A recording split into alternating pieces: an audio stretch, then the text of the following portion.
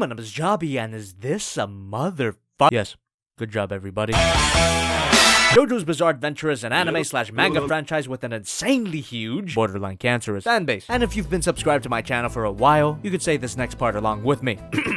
I never watched it. How the hell do I have this job talking about anime merchandise when I don't watch anime? Well, that's actually not true. I just watch good anime. And even though I've never watched or read JoJo, I still recognize its huge influence on Japanese media. So if you're watching your favorite Chinese cartoon and you think to yourself, is that a JoJo reference?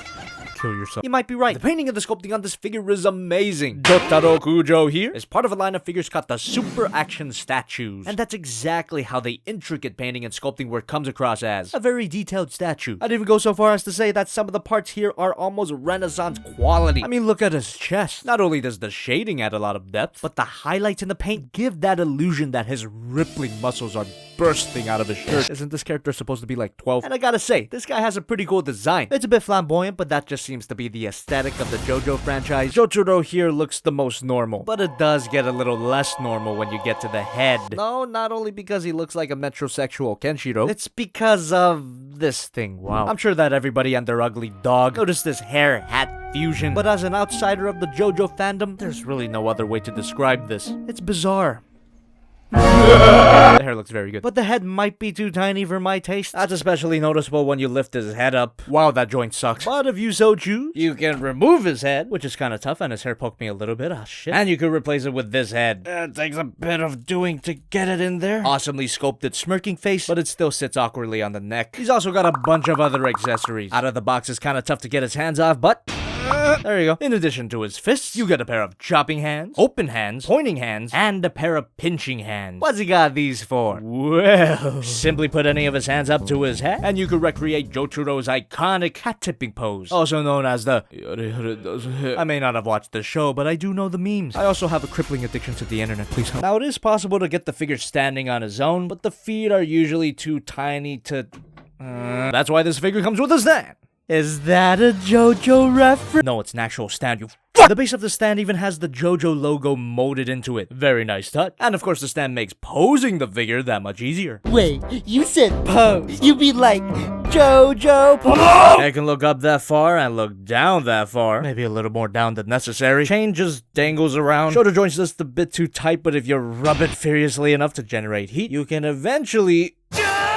There you go. And you can rotate it even further. Some forward and backward movement. Arm moves out. Bicep swivel. Bend at the elbow. Wrist swivel. Can move up and down. And if you rotate the peg, which I do not recommend you do, you can probably get some side to side, but I'm not even gonna risk it. Ball joint at the chest. Allows for an arcing back and a crunch. Every ball joint can be held.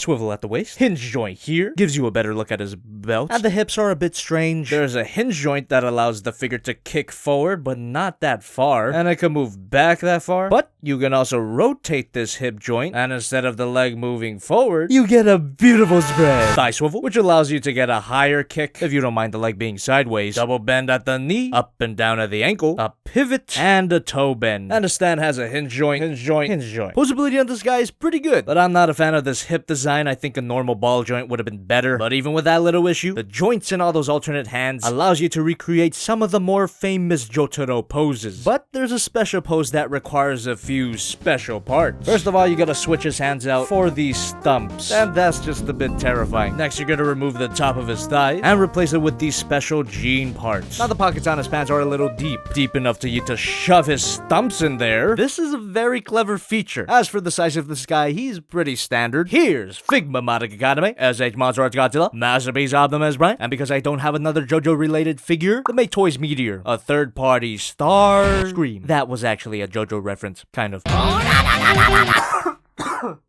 Overall, this figure's awesome.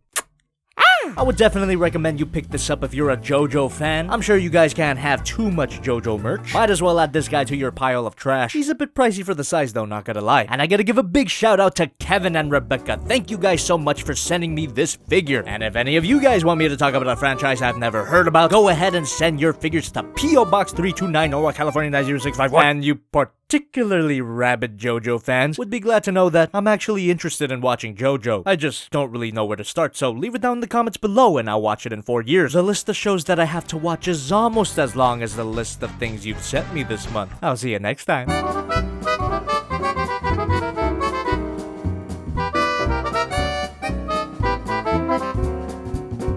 So if you like it a little bit